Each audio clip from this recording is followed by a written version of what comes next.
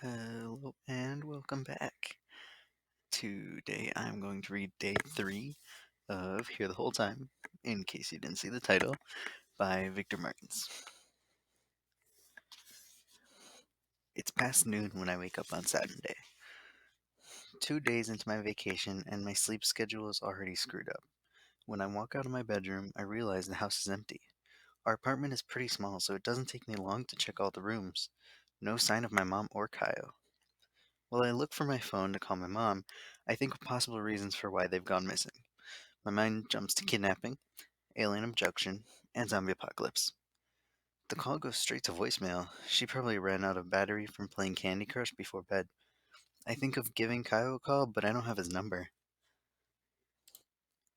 I get a little desperate as I ponder the best way to negotiate for my mom's life with kidnappers, or, worse, to negotiate the future of the human race with aliens who probably won't speak my language. I keep pacing around the house as if waiting for Kyle and Mom to just jump out from behind the curtains and yell, "Surprise!" at any point. My stomach starts to rumble, and I feel like a heartless monster for being hungry at a moment like this.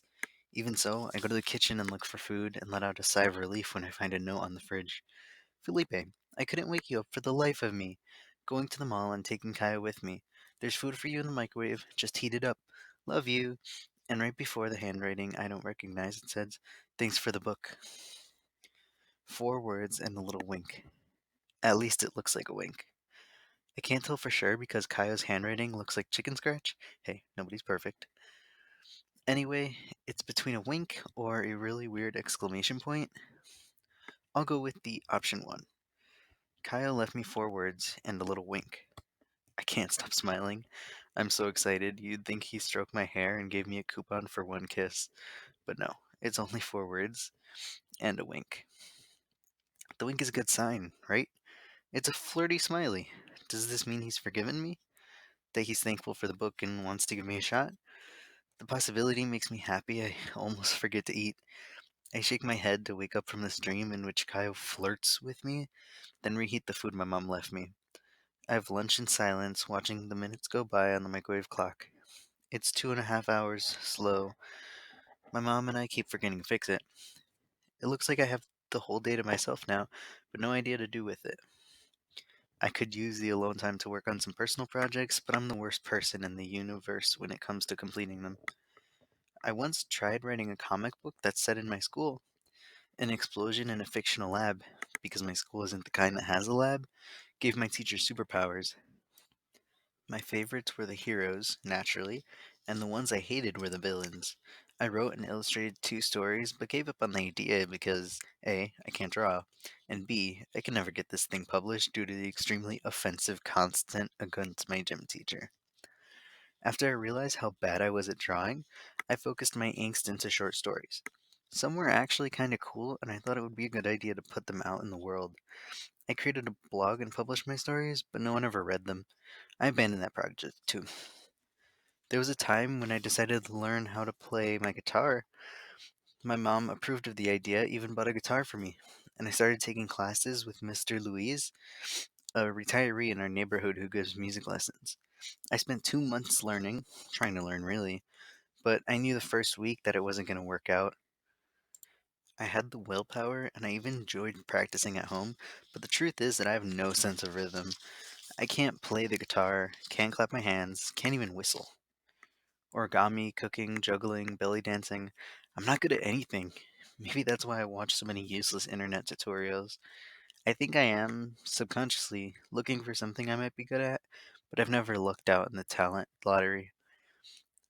I finished lunch without the slightest idea of what I'm going to do for the next few hours, but I feel determined and optimistic. So I decide to begin the afternoon by adjusting the microwave clock, taking my first step toward change. In an ideal world, I would have spent the entire afternoon composing a song, written poem, painting the next Mona Lisa. Kaya would get home to find me focused on a work of art, and he'd find himself in awe and love at the same time. Of course, that's not what happens. I spend the entire afternoon catching up on my favorite TV shows, and when Kyle and my mom open the door, it's already dark out. I sit up on the couch, startled, pull my t shirt down to hide my belly button, and hug a pillow to camouflage the folds of my stomach which appear when I sit down. My mom is yapping away, and I feel sorry for Kaio, who, having to withstand her chatter all day long, the only thing my mom needs is a pair of willing ears, and she can talk for an eternity. But when I look at Kaio, I don't find a desperate plea for help in his eyes. He's smiling and looks happy. Actually, this is the happiest I've seen him since he came to stay with us. We went shopping, my mom says, all excitement, walking down an imaginary catwalk while holding a bunch of bags from different shops. I can't contain a smile because seeing my mom jokingly parade down the room makes me think that she would have been the prettiest model in the whole world. This morning I tried to wake you up in every possible way, but you were passed out. She keeps talking while she removes items from the bags one by one. So I grabbed Kaio and said, "Let's go to the mall," because this boy has been stuck in this apartment since Friday. Imagine if the police found out. They'd lock me up and throw away the key. She starts laughing at her own joke. Kaio laughs too. Of course, I bought a thing or two for you so you wouldn't be jealous. Now that I have a second son, my mom says while rummaging through the bags for my presents. Here, she yells in excitement and hands me a bag. Thanks, Mom, I say a bit uncertain because that's what Kaio's presents does to me. I stick my hand in the bag and feel like dying when the first thing I pull out is a pack of underwear. I got you new briefs, my mom starts, because I went to wash one of yours, and for God's sake, Philippe. Thanks, Mom, I repeat, almost shouting in order to get her to stop talking. Kaio muffles a laugh. I hide the briefs under the couch pillow and go back to exploring the clothes in the bag. One gray shirt, one black sweatshirt, one pair of jeans, as if I were the most boring participant in the history of a fashion TV show. But the last item surprises me. At first, I think it's a tablecloth, but it's checkered flannel shirt. It's the red and black kind, like a lumberjack Kurt Cobain. It looks nice, but it's not my style. Kyle picked that one. I wanted to get you something a little more dressy, but Kyle liked the color. My mom explains, and I don't know how to react. I hope you like it.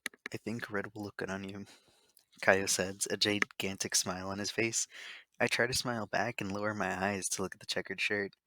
I feel my face burn and realize that if it were a contest between my face and the shirt to see which was the reddest, my face would definitely win the grand prize. I try to process the idea that there exists a world where a color that looks good on me, that's not black or gray, red. I was wrong this whole time. The house goes silent for a few seconds until my mom resumes her chatter all over again. Help me organize these bags, and Felipe, order a pizza for us. I'm not getting in that kitchen today, not even a paint. She's laughing, and so is Kaio. But this time I'm not jealous, I'm happy, because the two of them are, officially, my favorite people in the world. We have pizza for dinner and play 3 rounds of Uno. My mom wins twice, and Kaio wins the other.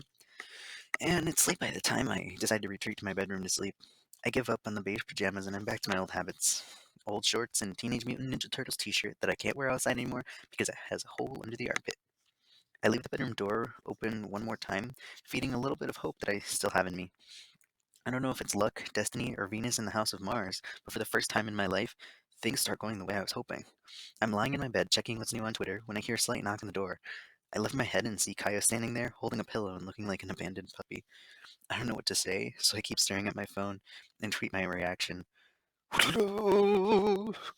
Send tweet. So, um, hi. Can I sleep here tonight? It's the couch, you know? It Kyle starts to explain himself. It's terrible. I know. You can say it. I answer up, trying to sound funny, but I think my answer ends up sounding a bit rude, so I try to fix it by being cute. Of course you can sleep here. It should have been that way from the beginning, but well, I'm sorry. Make yourself comfortable. I'm sorry again. Kyle just stands there looking at me, and I almost break out into a rendition of Be Our Guest from Beauty and the Beast when I suddenly realize that I put away the guest mattress. I get up to pull out the retractable bed where Kyle is going to sleep and apologize 3 more times. Two, because I bump into him in the process, and a third, for no apparent reason. I do all that in the darkness because at no point did I realize that it might be a good idea to turn the lights back on, but Kyle doesn't seem to mind. When the guest bed is all set, I go back to my own bed and try to assume a position in which my belly won't flop to the side so the hole in my shirt won't show. The room is still dark, so honestly, I don't know why I even care. Kyle throws the pillow onto the mattress, lies down, and lets out a sigh of relief. I can imagine him saying, "With God as my witness, I'll never sleep on that couch again," like in the scene in Gone with the Wind. But he doesn't say a thing. Neither do I. I keep staring at my phone screen. Surprisingly, I got 2 likes on my last tweet. I start typing how to start a conversation in Google, but before I even hit search, Kyle breaks the silence. Thanks, Felipe. For the bed? I told you, it's fine.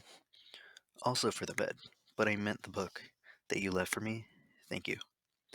Ah, yes, the Two Towers. A good one. I hope you like it. And there I am, thinking that this would be another standard issue dialogue in my collection of standard issue dialogues with Kaio, but it keeps going. I'll take good care of it, don't worry. It looks like it means a lot to you. It even has a personal dedication. Who's Teresa? My grandmother. It was the last present she gave me before she died, I say, swallowing hard.